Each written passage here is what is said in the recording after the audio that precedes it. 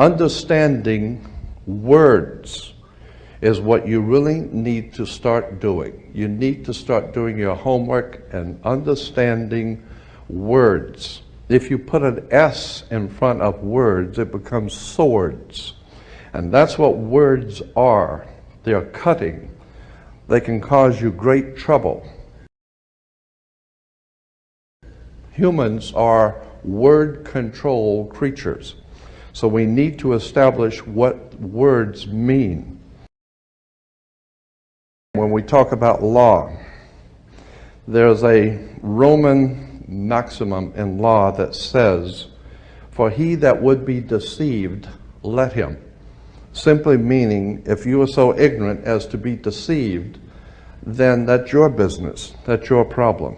So you need to do your homework and find out what the words mean, especially in relation to law and government.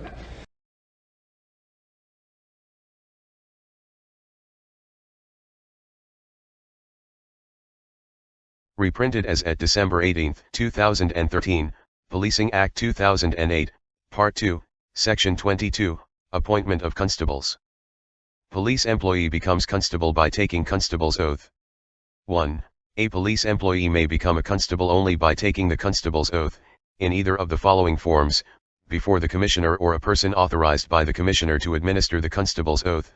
I, name, swear that I will faithfully and diligently serve her, or his Majesty specify the name of the reigning sovereign, Queen, or King, of New Zealand, her, or his, heirs and successors, without favor or affection, malice or ill will. While a constable I will, to the best of my power, keep the peace and prevent offences against the peace, and will, to the best of my skill and knowledge, perform all the duties of the office of constable according to law. So help me God.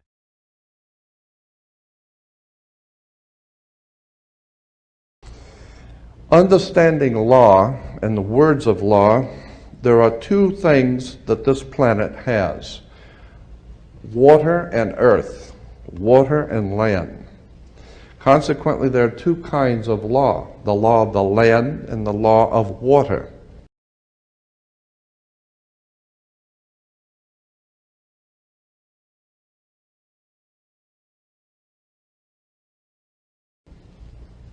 You've heard the term law of the land, but in point of fact, that's precisely what this word means, law of the land, because it is the people who live on land.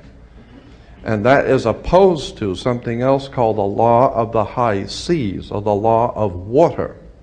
You need to understand the difference. The law of the land is the law of the culture that lives on the land. And so consequently, the law of the land is different in every country. You can do things in America you can't do in Russia. You can do things in Africa you can't do in England. So the law of the land is the law of the culture that lives on that particular land.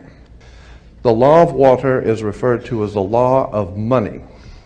It doesn't matter what color you are, where you're from, or where you live. Money is money. And anytime you're doing banking or using money, you are now under the law of water, maritime admiralty. If you go back in history, in ancient history, where all of this began, back in the land of Canaan, and you probably have heard in the Bible, the land of Canaan. The Canaanites were Phoenician bloodline, and in the ancient Phoenician language, Cana meant merchant banker. The very word merchant comes from mer, M-E-R, for the sea, for water. As a mermaid, we have merchant. Merchant bankers. Let me give an example of the difference between the law of water and the law of the land. The law of water, as I said, is a law of banking, money, as opposed to the law of the custom of the people or the law of the land.